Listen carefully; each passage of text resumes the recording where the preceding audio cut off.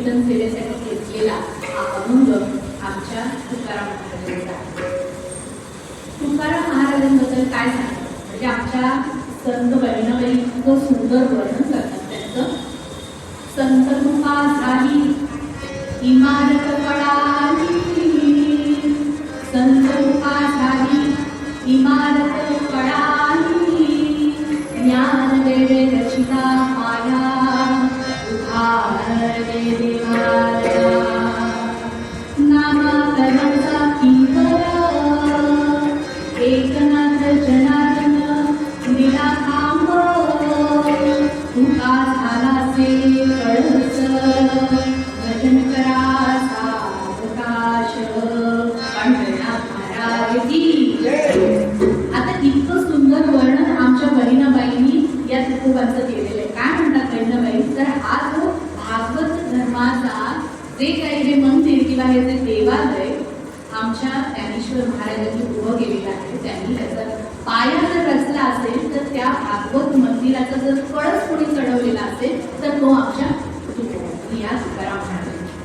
आता तो कळस कसा चढवला तर खरोखर त्या मंदिराच्या वर जाऊन सोन्याचं कळस बसवलं नाही, तर आपल्या भक्तीच्या मार्गाने ज्याप्रमाणे आमच्या ज्ञानेश्वरांनी वेदांतामध्ये असणारं ते गुह्य ज्ञान सर्वसामान्यांसाठी, स्त्रियांसाठी, शूद्रांसाठी अगदी सोपं करून सांगितलं आणि त्यांना नामाची मात्रा दिली ही अगदी सुखाची म्हणजे अगदी मुक्ताची, त्याला कोणतीही बंधनं नाही.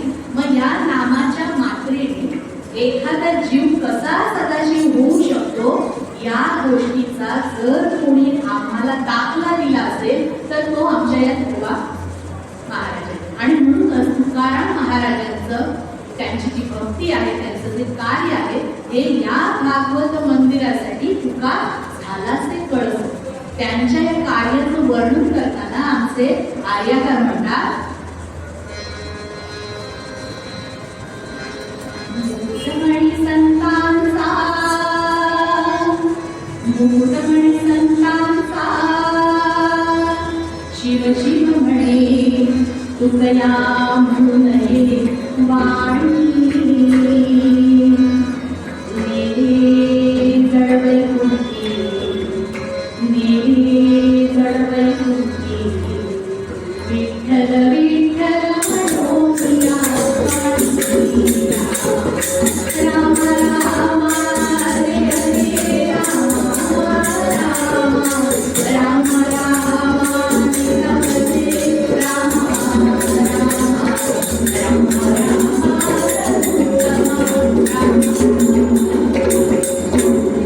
पंढरनाथ महाराज की. आमचे तुकाराम महाराज काय त्यांचं वर्णन करावं.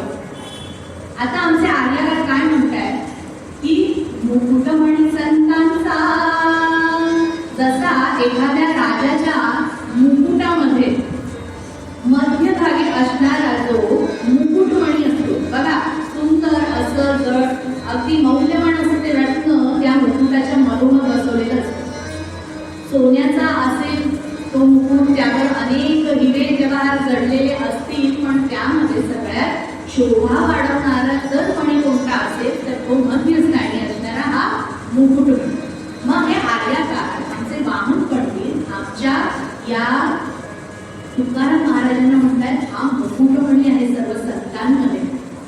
आणि बरं या तुकोबांच्या मुखामध्ये सदैव शिव शिव शिव शिव म्हणे किंवा विठ्ठल विठ्ठल म्हणे, आणि यांना म्हणून नाहीये वाणी, कारण ते वाणी होते आणि व्यावसायिक असल्या कारणाने विविध प्रकारचे व्यवसाय करायचे, म्हणून लोक त्यांना धिक्कारपूर्ण असे वाणी म्हणायचे. पण त्यांचा अधिकार हा या वाण्याच्याही पलीकडचा आहे. बरं का पलीकडचा आहे तर त्यांनी आपल्या या विठ्ठल विठ्ठल विठ्ठल शिव शिव शिव नामाद्वारे आपल्या या जड देहाला सुद्धा सदेह गमन केलेलं आहे त्या वैकुंठामध्ये. म्हणून आमच्या वारकरी संप्रदायामध्ये विठ्ठलाच्या नामाने सुद्धा आमचा यम सरसर कापायला लागतो अशी वर्णन केलेली आहे.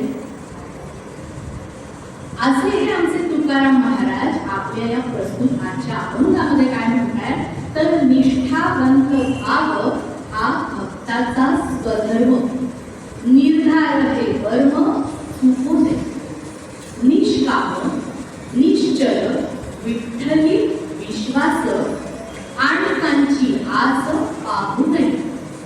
पुढे असं तुकाराम महाराज म्हणतात की तुका म्हणे नाही कोणी उपेक्षिला, असा कोणी नाहीये भगवंताच्या दरबारामध्ये की त्याने भक्ती केली आणि त्याला त्याचं फळ भगवंताने दिलं नाही. तुका म्हणे नाही कोणी उपेक्षिला, ऐकी याला नाही कोणी यायचा. पहिल्या चरणामध्ये तुकाराम महाराज काय म्हणतात तर निष्ठावंत भाव हा भक्ताचा स्वधर्म आहे. आता एकंदर या संपूर्ण अभंगाबद्दल बोलायचं तर या अभंगामध्ये 4 गोष्टी प्रामुख्याने सांगितलेल्या आहेत.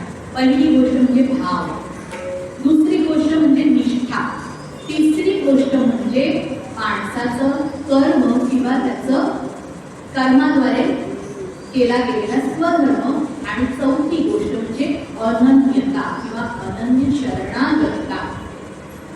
निष्ठावंत भाव, आता भावाचा विचार केला तर आपण आपल्या नियमितच्या जीवनामध्ये अनेक कामं करत असतो.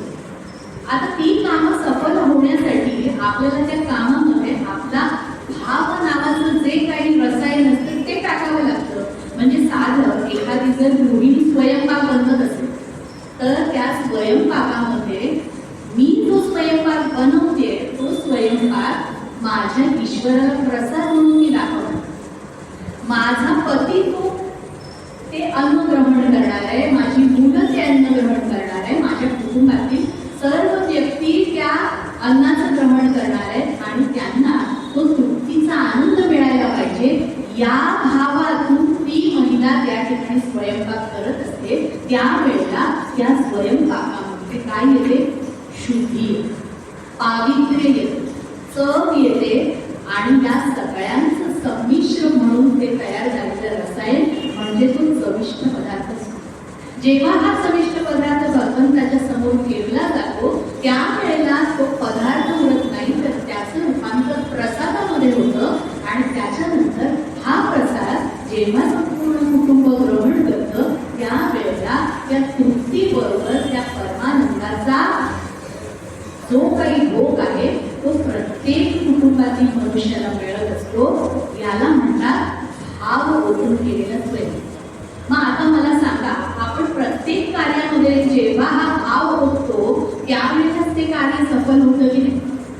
प्रत्येक नात्यामध्ये सुद्धा भाव असावा लागतो.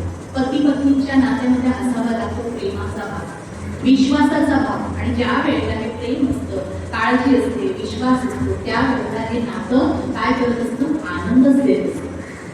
आपल्या आईकडे मुलांवरती असावा लागतो मातृत्व भाव. ज्या वेळेला मातृत्व भावाने आई त्या मुलांची काळजी घेते तेव्हा त्या मुलांचं पालन पोषण हे अत्यंत प्रेमभराने होत असते. 2 भावाभावांमध्ये म्हणजे एकाच आईच्या पोटामधून जन्म घेणाऱ्या या 2 भावाभावांमध्ये असावा लागतो बंधुत्वाचा भाव. जोपर्यंत बंधुत्वाचा भाव आहे तेव्हा या भावांमधलं प्रेम हे कसं आहे, चिरंतर आहे. ज्या वेळेला हा बंधुत्वाचा भाव संपतो भावाभावांमधलाही भाव संपतो आणि जीवाभावाचे काय असणारे भाव असणारे बंधू असणारे हे दोघे भाव काय होऊन जातात, वैरी होऊन जातात. असा भाव जेव्हा शिक्षकाच्या ठाई असतो त्यावेळेला एक उत्तम नागरिक असा विद्यार्थी हे शिक्षक घडवत असतात. जेव्हा गुरुच्या ठाई हा भाव असतो त्यावेळेला उत्तम शिष्य असा गुरुपदा मिळवून ते ठेवतात. जेव्हा हाच भाव एखादा आजारी व्यक्ती डॉक्टरकडे जातो आणि त्याच्यावर सश्रद्धपणे विश्वास ठेवून आपल्या रोगावर उपचार करून घेतो आणि त्यांनी दिलेल्या औषधाला सश्रद्धतेने स्वीकारतो, ग्रहण करतो, त्यावेळेला त्याचा रोग दूर होण्याची प्रक्रिया सुरू होते. म्हणजे थोडक्यात काय आहे तर भाव नावाचं रसायन हे ज्या वेळेला प्रत्येक पदार्थामध्ये उतरतं किंवा उतरवलं जातं त्याच वेळी त्या कार्याला सफलता पूर्ण होते, त्या गोष्टीला परिपूर्णता प्राप्त होते. मग असा हा भाव आपल्या भक्तीमध्ये कसा असावा याचं वर्णन आमचं तुकाराम महाराज म्हणतात. तुकाराम महाराज म्हणतात निष्ठावंत भाव भक्ताचा स्वधर्म. पुढे म्हणतात निर्धार हे कर्म चुको नये. निर्धार हे कर्म. आता हा भाव कसा असावा तर निष्ठावंत असावा. मग आता मला सांगा, हे जे भाव नावाचं रसायन आहे हे निष्ठावंत करण्यासाठी काय करावं लागेल? तर त्यासाठी पहिली पायरी आहे ती म्हणजे निर्धाराची. हे निर्धार हे आहे या भावाला जिवंत ठेवण्याचं वर्म, म्हणजे आवश्यक गोष्ट. मग आता हे निर्धार म्हणजे काय? तर एखाद्या गोष्टीसाठी केलेला संकल्प, निश्चयात्मक बुद्धी की मला ही गोष्ट करायचीच आहे. मग भगवंताची भक्ती जर करायची आहे तर त्या भक्तीचा निर्धार आपल्याला करावा लागेल. त्या निर्धाराबरोबर काय करायला लागणार आहे? आता निर्धार म्हणजे काय या ठिकाणी? कसं तर कर्माचा निर्धार. मग कसल्या कर्माचा निर्धार? मला माझ्या भगवंताची प्राप्ती करून घ्यायची आहे, मला त्याला प्रसन्न करून घ्यायचं आहे. माझा हा जीवरूपी जो आत्मा आहे त्या शिवामध्ये मला विलीन करून टाकायचा आहे. मग मी काय करावं? तर निर्धारतेने काय करावं? तर निश्चयात्मक बुद्धीने भक्तीसाठी कर्म करावं. मग आमच्याकडे नवविका भक्ती सांगितली आहे की श्रवणम कीर्तनम विष्णू स्मरणम पादसेवनम अर्चनम वंदनम सत्यम हास्यम आत्मनिवेदनम पठनारायणी. मग आता श्रवण करायला सांगितले. ज्यांना बाकी काही जमत नाहीये, म्हणजे आता वयाच्या मानाने म्हणा किंवा अपंगत्व म्हणा किंवा अजून काही म्हणा, ज्यांना श्रवणाची गोडी आहे, तर श्रवण ही पहिली पायरी होते. जेव्हा आपण ऐकतो काय काय म्हणून आमच्या अध्यात्मामध्ये आमच्या ऋषी मुनींनी त्यांचे अनुभव घेऊन ठेवलेले आहेत. हे जेव्हा आम्ही ऐकणार तेव्हाच आम्हाला ते पटणार आहे. बरोबर आहे? आपली श्रद्धा पूर्ण व्हायला मदत होणार आहे. मग पहिली सांगितली श्रवण भक्ती, श्रवणानंतर सांगितले कीर्तन भक्ती. म्हणजे काय? फक्त त्या नारळाच्या पिठावर किंवा त्या व्यासपीठावर उभं राहायचं आणि आमच्यासारखं कीर्तन करायचं असं कोणीच नाही. बरं का? आपण ऐकलेले अनुभव हे इतरांना सांगणं, त्या भगवंताचे गुणगान इतरांना सांगणं, ही झाली तुमची कीर्तन भक्ती. मग ही सुद्धा आपण करू शकतो. बरं तेही नाही आपल्याला जमत आहे, मग काय करा? विष्णूचं स्मरण तर करू शकता. सगळी प्रत्येक कर्माला जोड लावायचे विष्णूच्या स्मरणाची. प्रत्येक कर्म ज्या वेळेला भगवंताला स्मरण होतं त्यावेळेला ते कर्म उरत नाही, तर त्यावेळेला ती होते पूजा आणि तो होतो धर्म. मग विष्णूचं स्मरण करा. तेही नाही जमत आहे, मग काय करा? विष्णूची चरण सेवा करा, सद्गुरूची चरण सेवा करा. तीही नाही तर मग तुम्ही करू शकता अर्चन भक्ती. तुमच्या घरामध्ये देवघर नावाचं जे पवित्र स्थळ आहे, मंदिर आहे, त्या मंदिराची सेवा करा. त्याला म्हणतात अर्चन भक्ती. पुढची सेवा सांगितली वंदन भक्ती. आता वंदन म्हणजे काय? आमचे जे अपूर्ण होते ते येता जाता, कारण ते होते कोणाच्या पक्षात? दुर्योधनाच्या पक्षात. आणि श्रीकृष्णामध्ये असणारा जो त्याचे देवत्व आहे हे आमच्या अपूर्णांनी ओळखलेलं होतं. पण चाकरी करतात दुर्योधनाची, धृतराष्ट्राची. पण श्रीकृष्ण समोर आले की त्यांचा तो भाव जागृत होत असे, मनापासून वंदन करत असे. आम्ही रस्त्याने जाताना आम्हाला अनेक देवालय लागतात, आम्ही थांबतो 2 मिनिटं आणि असं काहीतरी आपण करतो. असं ते हरकत नाही, कसंही करा, पण त्या ठिकाणी ते स्मरण होत आहे विष्णूचं. त्या ठिकाणी पावलं थांबली जात आहे आणि त्या भगवंताकडे बघून आमचं मस्तक काय होतंय? झुकलं जाते. कशासाठी? वंदन करण्यासाठी. ही झाली वंदन भक्ती. आणि पुढची भक्ती सांगितलेली आहे दास्य भक्ती. आमच्या मारुती रायांनी केली नाही का? दास्य भक्ती. रामाचे काय बनले? दास बनून राहिले. आणि अशा प्रकारे आपलं संपूर्ण जीवन, आपली भक्ती, आपलं सगळं समर्पण त्यांनी या दास्य भक्तीच्या मार्गातून केलेलं आहे. पुढचा आहे सत्य भक्ती. आमच्या या 5 पांडवांमध्ये युधिष्ठिर होते, अर्जुन होते, आपले भीम होते, नकुल होते, सहदेव होते. पण श्रीकृष्णांनी भगवद्गीता कोणाला सांगितली? फक्त आणि फक्त आमच्या अर्जुनाला सांगितली. याचं कारण काय? अर्जुन हा भाऊ तर होताच, आत्तेचा मुलगा तर होताच, आत्ते भावाचं नातं होतच, पण त्याचबरोबर या अर्जुनाच्या काही सख्य होतं, मित्रत्वाचं नातं होतं. भगवंताशी मित्रत्व करा, आपलं सुखदुःख त्याच्याशी बोला आणि त्याच्याबरोबर ज्याप्रमाणे आपण मित्राबरोबर प्रेमाने त्या आपल्यावर ज्याप्रमाणे प्रेम करतो, आपलं सुख दुःख वाटून घेतं, त्याप्रमाणे त्याबद्दल तशी नातं वाटून घ्या किंवा त्यात तसं नातं प्रस्थापित करा. आणि अत्यंत शेवटची भक्ती म्हणजे आमची आत्मसमर्पणाची, आत्मनिवेदन भक्ती म्हणजे माझा हा देह, माझं मन, माझी बुद्धी, माझी इंद्रिय सर्व काही या भगवंताच्याच ठिकाणी लागली की त्याला म्हणतात आत्मनिवेदन. अनेक आमच्याकडे अशी उदाहरणं आहेत. मग ह्या सगळ्या पायऱ्या, नवविध भक्तीचे प्रकार म्हणा, पायऱ्या म्हणा किंवा अनेक मार्ग म्हणा, या कोणत्याही मार्गाचा स्वीकार करून आपण भगवंतापर्यंत जाऊ शकतो. मग यातल्या कोणत्या तरी भक्तीला उचलायचं आणि निर्धार करायचा. कसला निर्धार करायचा? सातत्याचा. त्या कार्याला नैमित्तिक कार्य बनवायचं, म्हणजे नियमित करण्याची गोष्ट. आणि ज्या वेळेला संकल्प पूर्ण आम्ही त्या गोष्टीचं नियमन करतो, नियमित ती गोष्ट ती पूजा भगवंताची करतो, त्या वेळेला निर्माण होते श्रद्धा. आणि श्रद्धा निर्माण झाली की निर्माण होतो दृढ विश्वास. आणि दृढ विश्वास निर्माण झाला की काय होतं? निष्ठावंत भाव तयार होतो. आणि हा भाव नुसताच उपयोग नाहीये, त्याच्या ठिकाणी काय असायला पाहिजे? निष्ठा असायला पाहिजे. ही निष्ठा कशी तयार होते? श्रद्धेने तयार होते. ती सतत सात्यत्तिक कामाने तयार होते. बरं, हे कर्म कसं असावं? निष्काम निश्चल, कोणत्याही प्रकारची अपेक्षा नाही, त्याला म्हणतात निष्काम भक्ती. आम्ही कर्मकांड करतो, सत्यनारायणाची पूजा करतो, भटजी म्हणतात ना, चला बोला, हातामध्ये पाणी घ्या, पाण्यामध्ये आपले अक्षता टाका आणि बोला मम अहम अमुक तमुक कार्य करतोय आणि त्याच्याबद्दल मला काय दे? सुख दे, शांती दे, धन दे, असा सगळा संकल्प करतो. मग ही निष्काम भक्ती होते का? संकल्प झाला म्हणजे ती काय झाली? सकाम भक्ती झाली. आम्हाला काहीतरी हवंय म्हणून ही भक्ती केली. मग भगवंत म्हणतो ठीक आहे, तू संकल्पपूर्वक सकाम भक्ती केली आहे ना, त्या कर्माचं फळ तुला मिळणार, तुमची इच्छा पूर्ण करणार. पण मग तो भक्ती पूर्णच नाही, त्या ठिकाणी होतो तो व्यवहार. मग भगवंत काय म्हणतो? भगवंताला काय आवडतं? तर निष्काम भक्ती आवडते, ज्या ठिकाणी कोणत्याही प्रकारची अपेक्षा नाही, कोणताही व्यवहार नाही. आणि अशी भक्ती भगवंत आपल्याकडनं अपेक्षित करत असतो. मग त्यावेळेला आमचे श्रीकृष्ण नाही म्हणतात, कर्मण्येवाधिकारस्ते मा फलेषु कदाचन.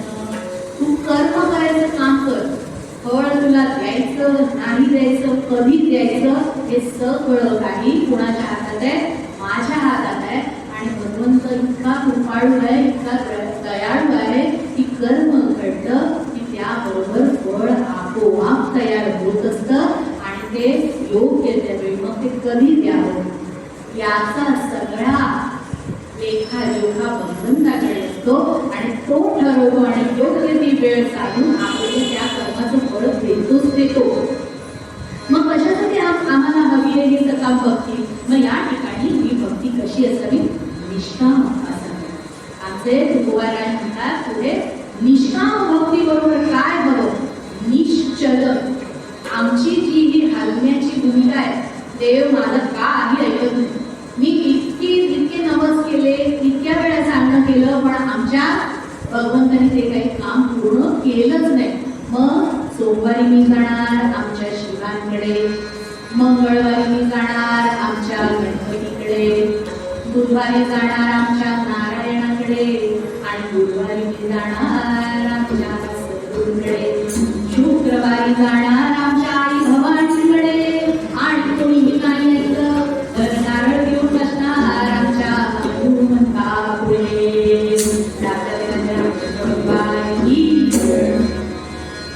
आता असा हा आमचा भाव जर दिवसागणिक बदलत राहिला, आमचा देव असा दिवसागणिक बदलत राहिला, तर मला सांगा, शिव म्हणणार अरे तू काम करतोय, की गणपती म्हणणार मी काम करतो?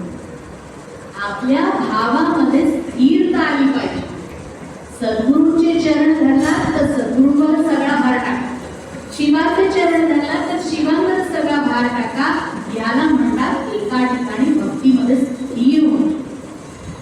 जेव्हा ही स्थिर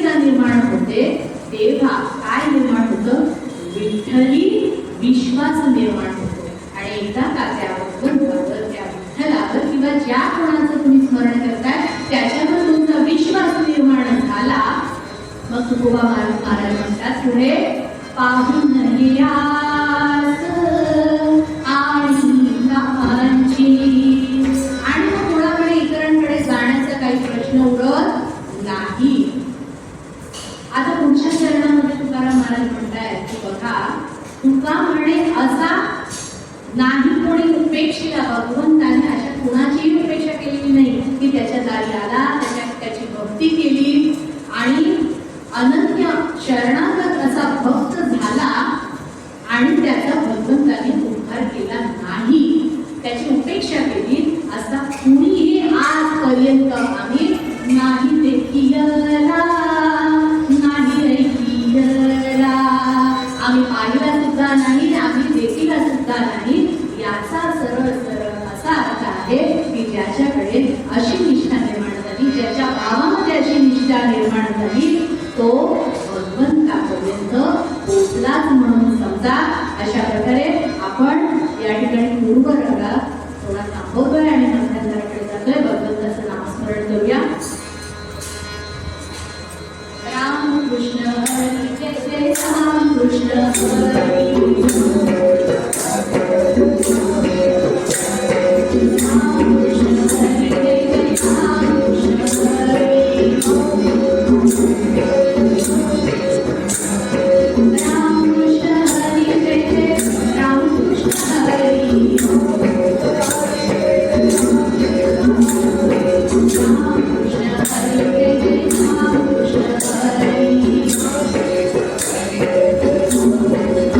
Thank you.